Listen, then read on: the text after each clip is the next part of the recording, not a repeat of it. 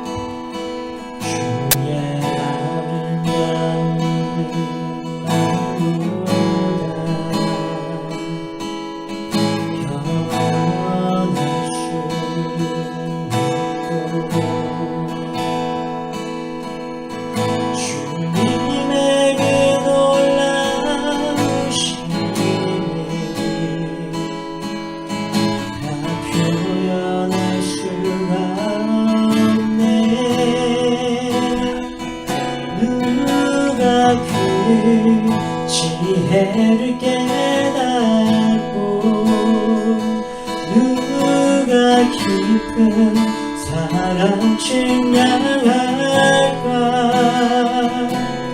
보좌에 앉으신 주의 위여 아름다우신 주님,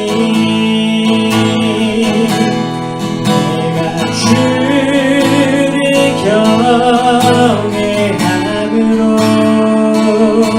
주님 앞에 홀로 섭니다. 찬양 받으신 이 합당한 거룩하신 주님,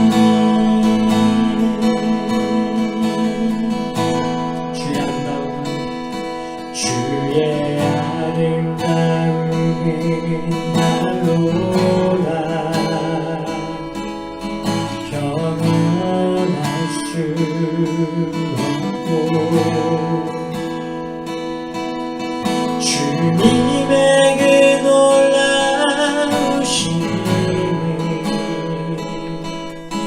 다 표현할 수가 없네. 그 지혜를 깨닫고 누가 깊은 사랑 측량할까 보좌에 앉으신 주의 위엄 아름다우신 주님 내가 주를 경외함으로 주님 앞에 홀로 섭니다 찬양 받으시기 합당한 거룩하신 주님 내가 주를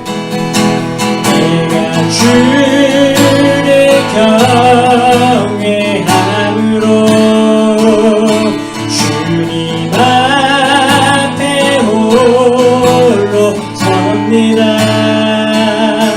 찬양 받으시기 합당한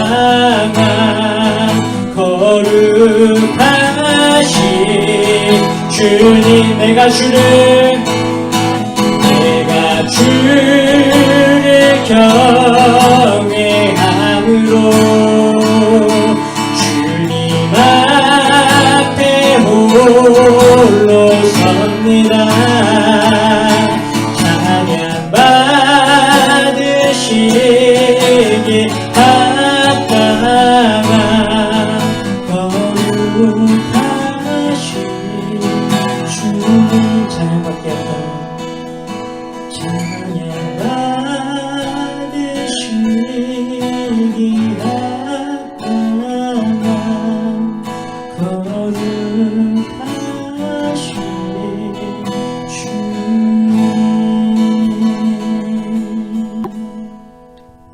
오늘의 말씀은 데살로니가 후서 3장 10절에서 13절의 말씀입니다. 이 말씀을 우리 함께 봉독하도록 하겠습니다. 우리가 너희와 함께 있을 때에도 너희에게 명하기를 누구든지 일하기 싫어하거든 먹지도 말게 하라 하였더니 우리가 들은즉 너희 가운데 게으르게 행하여 도무지 일하지 아니하고 일을 만들기만 하는 자들이 있다 하니 이런 자들에게 우리가 명하고 주 예수 그리스도 안에서 권하기를 조용히 일하여 자기 양식을 먹으라 하노라. 형제들아 너희는 선을 행하다가 낙심하지 말라. 아멘.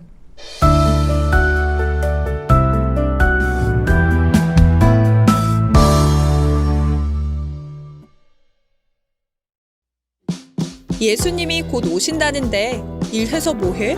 대충 살지 뭐. 이게 무슨 소린가요?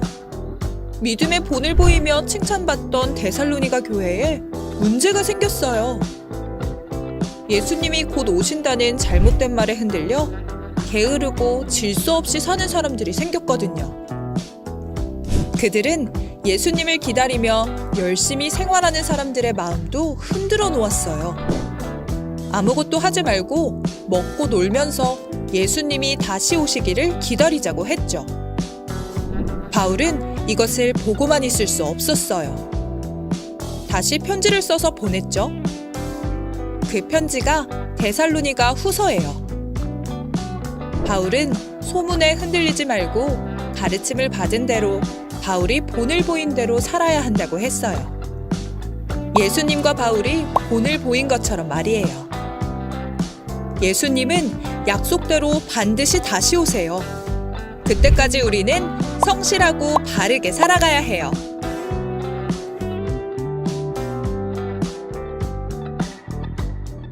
네, 오늘 또 지난주에 이어서 데살로니가 교회에 대한 말씀입니다.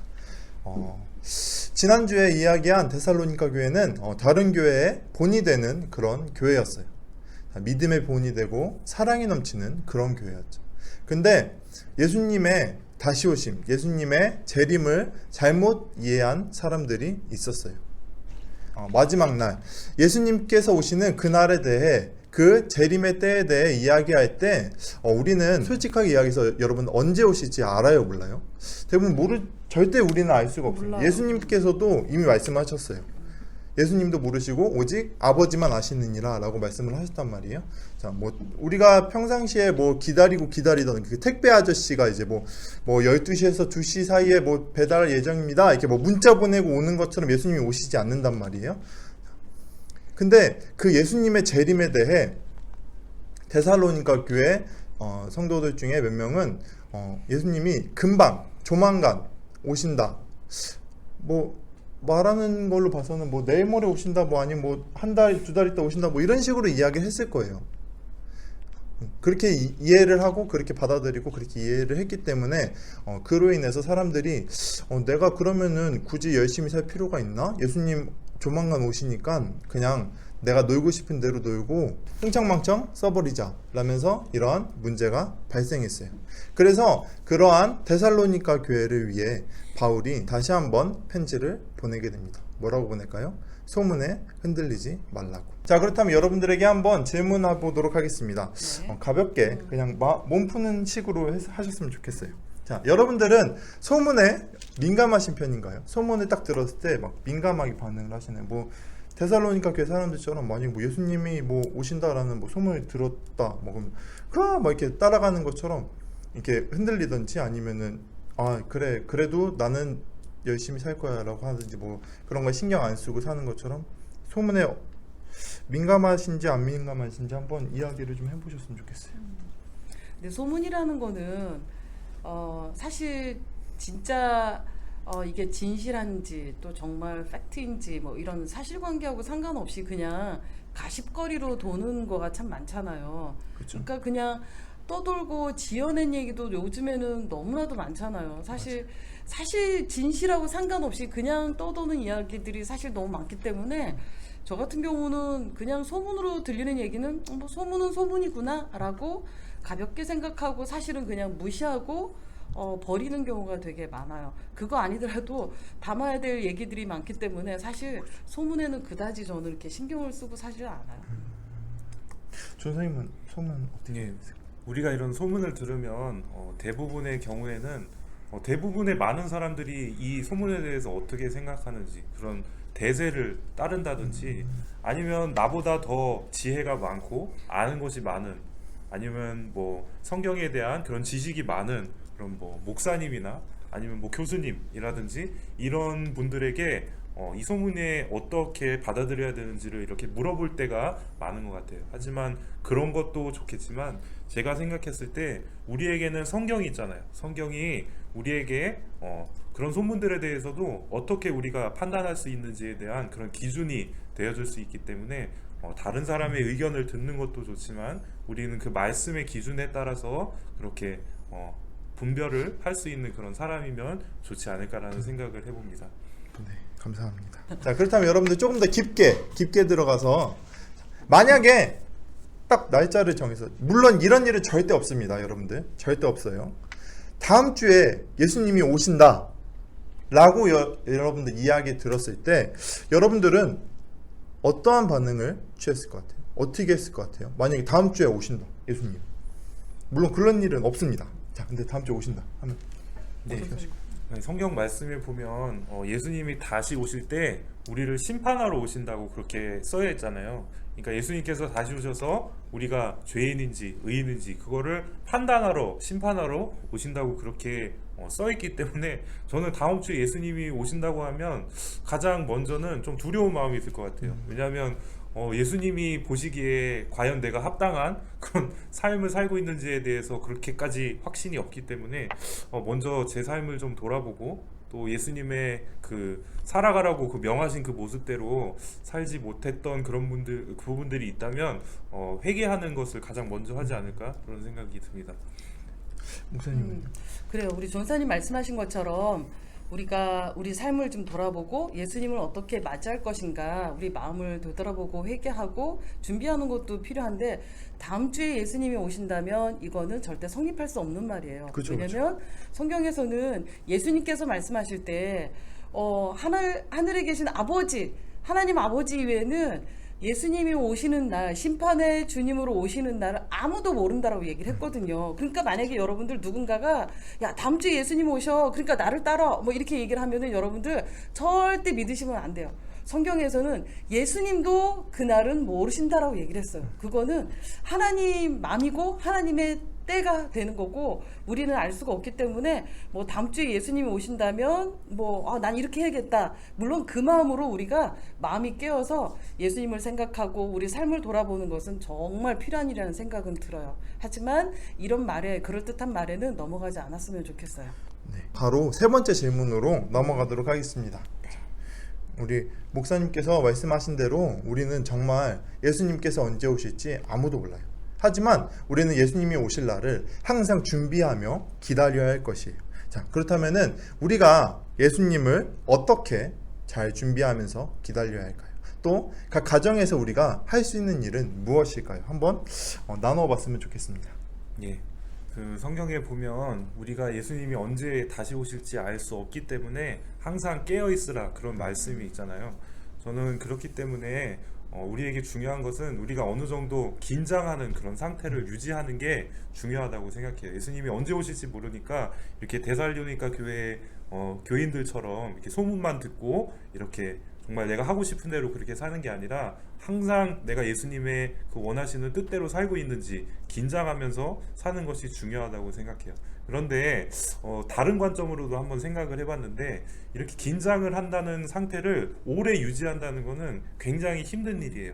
자, 그렇기 때문에 제가 생각했을 때 그 긴장감을 오래 유지할 수 있으려면 즐거워야 한다고 생각을 해요. 그렇기 때문에 우리가 이렇게 말씀을 읽고 기도하고 또 설교를 듣고 이렇게 교회에 와서 함께 교제하고 이러는 것들 가운데 정말로 즐거움을 느낄 수 있었으면 좋겠어요. 그래야만 우리가 그 예수님이 다시 오실 때, 그게 언제가 될지 모르겠지만 그때까지 이 긴장감을 오랫동안 유지하면서 예수님을 기다릴 수 있지 않을까 그런 생각을 해봅니다. 네, 우리 전사님 그 즐거움 얘기하니까 생각나는데 얼마 전, 그러니까 이번 주까지가 베드로전서 묵상이잖아요. 거기에 말할 수 없는 영광의 즐거움에 참여해라 뭐 그런 말씀이 있는데 제가 그 말씀 묵상하면서 말할 수 없는 즐거움이라는 게 정말 이게 우리가 느끼는 그 즐거움의 차원하고는 정말 다르겠구나. 예수님 오시면 이제 그런 생각을 했는데 어떻게 기다려야 할까? 이제 이 부분을 생각을 해보면 우리가 사랑하는 사람을 기다린다라고 하면 그렇게 지루하지 않잖아요. 가슴 설레고 마음 뛰고 빨리 왔으면 좋겠고 막 이런 마음으로 사실은 예수님을 기다렸으면 좋겠어요. 저도 그렇게 할 수 있는 게 아니고 희망상 그지? 지향성이 중요하잖아요. 진짜 정말 늘 이렇게 설레게 예수님을 기다렸으면 좋겠고 우리 전사님이 얘기한 것처럼 또 우리 지금 코로나19 때문에 가정에서 온라인으로 이렇게 가정 예배도 드리고 또 이제 주일에 예배도 드리는데 온 가족이 함께 이렇게 정말 그 사랑하는 사람들과 함께 주님을 기다리면서 이게 예배하는 이 일들이 주님 오실 때까지 계속 되었으면 좋겠어요. 그래서 가족끼리 이전보다 더 단단하게 묶여서 또 서로 사랑하면서 예수님을 기다리고 가정 예배 완성으로 계속 가는 그런 시간이 되었으면 좋겠다라는 생각을 해봤어요. 네, 오늘은 데살로니가 후서의 말씀을 가지고 함께 이야기를 나누어 보았어요. 데살로니가 교회 사람들은 수많은 핍박 가운데 예수님을 믿으며 살아가는 사람들이었어요. 그 사람들에게 예수님이 곧 오신다라는 이야기와 함께 열심히 일하고 힘들게 믿음을 지키지 않아도 괜찮아 라는 말은 어떻게 보면은 그 사람들에게 많은 유혹이 되었을 수도 있어요. 물론 대부분의 사람들이 그 유혹에 빠지지 않았을 테지만 그럼에도 불구하고 많은 사람들은 그 유혹에 흔들려서 자기가 하고 싶은 대로 마음껏 흥청망청 살았죠. 우리 친구들은 유혹에 흔들리거나 넘어지기보다는 하나님의 말씀을 굳건하게 붙잡고 살아갈 수 있는 그런 사람들이었으면 좋겠습니다. 코로나 때문에 교회에 나오지 못하고 가정에서 예배를 드리는 시간이 길어지면서 여러분들을 또 유혹하는 것들이 많이 있을 거예요. 처음에는 주일날 아침에 대예배에 함께 영상으로 예배를 드리고 단정된 옷으로 정갈한 마음으로 예배를 드렸었다면은 시간이 지나면 지날수록 옷도 편해지고 시간도 자신이 하고 싶을 때 편할 때 드릴 수 있는 그런 유혹이 있을 수 있고요. 또 영상 예배, 한 주쯤 한 번쯤은 빠져도 괜찮지 라는 유혹이 있을 수 있어요. 하지만 그 가운데에서도 우리가 하나님의 자녀임을 항상 깨달으며 말씀 가운데 항상 올바르게 쓰고 그런 유혹들을 이겨내면서 예배에 잘 참석할 수 있는 그런 친구들이 되었으면 좋겠어요. 그래서 예수님이 언제 오시든 우리가 예수님께 떳떳하게 예수님 저 예배도 잘 드리고 예수님 말씀도 잘 읽고 하나님께 기도도 잘 드렸어요 라고 말할 수 있는 그런 귀한 친구들이 되었으면 좋겠습니다. 이 시간에는 우리 가족들이 함께 기도하는 시간을 가졌으면 좋겠습니다. 지금 화면에 나오는 기도의 제목들을 함께 나누시면서 가족들이 함께 기도하시고 스스로 혼자 기도하시고 예수님께서 가르치신 기도로 예배를 마치시면 되겠습니다.